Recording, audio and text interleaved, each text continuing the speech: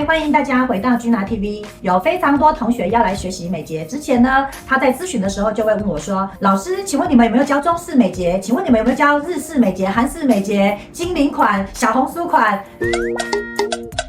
我今天就要來講解這些東西到底是什麼，這樣子好幫助你去了解你到底要學一些什麼。那這些名詞又代表了什麼意思呢？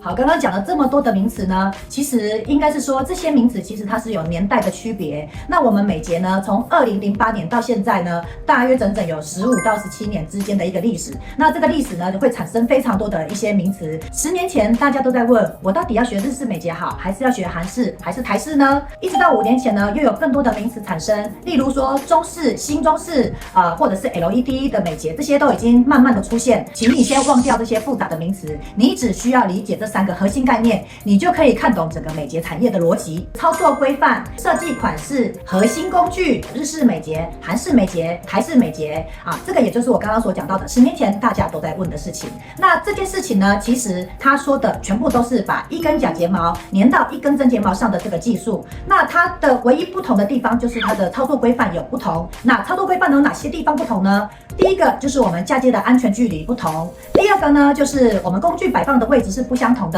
第3個呢，就是衛生安全標準規範不同。第4個是原生嫁接睫毛的條件選擇。嫁接睫毛是從韓國傳這個技術到日本和台灣。從韓國開始呢，其實最早這個技術呢，它是規範，就是它在嫁接的時候呢，要距離眼皮1 mm 左右。那它傳到了日本之後呢，這個條件就變嚴格了，要距離眼皮2 mm 左右。那它傳到了台灣之後呢，這個標準呢變得比較寬鬆一點點，所以它就是接近我們的眼皮，距離我們的眼皮一點點，所以我們簡稱0.5 mm 左右。那這些距離代表什麼呢？代表越遠就越安全，絕對安全，不會出事。那在1 mm 左右呢是一個標準，那距離眼皮越近呢，其實就會可能相對來講會比較有一點點刺激的感覺。但是這邊我要提醒一下同學，只要你不要碰觸眼皮，都不是危險的做法。好，讓我們回到這些名詞的第2大類，我們要去做分析。這個大類呢，分別為設計款式的差別。那它底下代表的有中式、新中式、小紅書款式。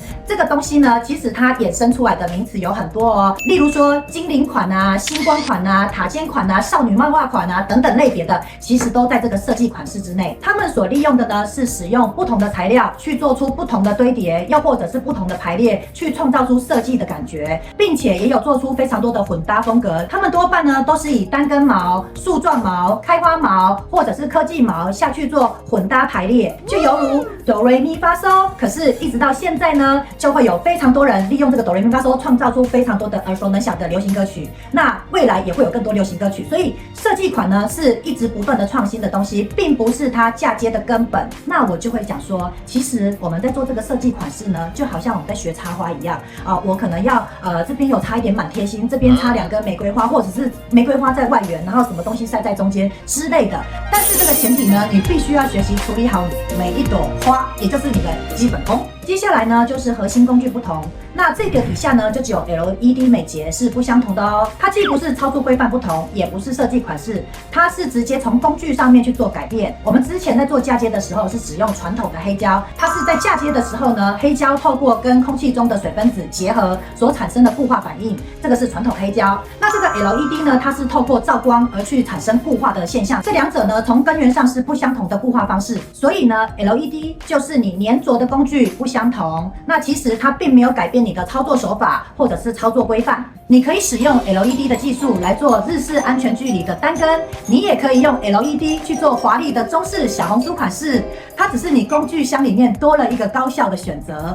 不管你是工具的改變，又或者是操作規範不相同，或者是設計款式不同，基本上這些東西全部都要建立在你的基本功上面。那到底什麼是基本功呢？基本功就是把毛先撥開，我們要先撥好毛。那再來，我要把1根毛夾起來。那我要把這1根毛沾黑膠。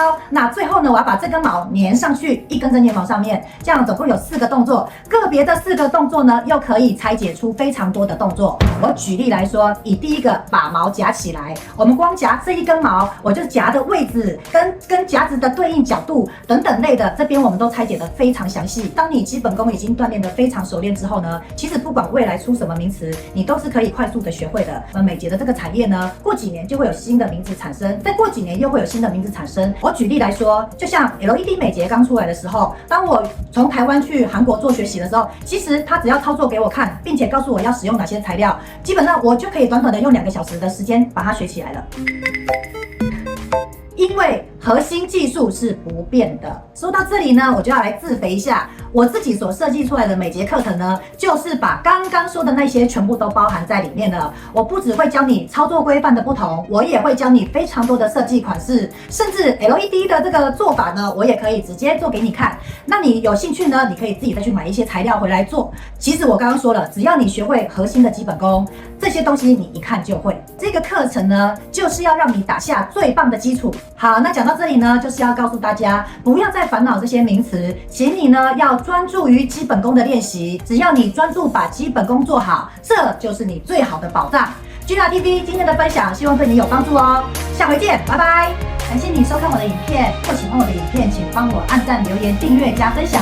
你有任何問題的話，也可以在下方留言，我都會用拍影片的方式來回復大家。謝謝大家。